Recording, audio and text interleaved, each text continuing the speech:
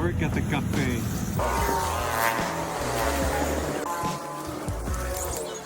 Yang semangat kerjanya satu.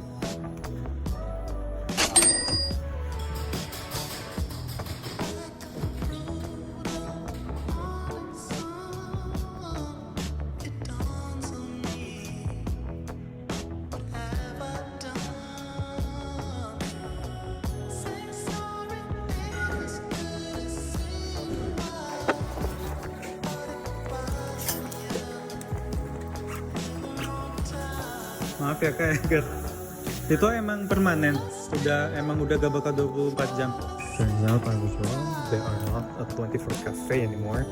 Apparently because they are understaffed, which is sad. And the whole marketing of this place is that it's 24 hours and a great place to, work from cafe. But oh well, I still had a great time.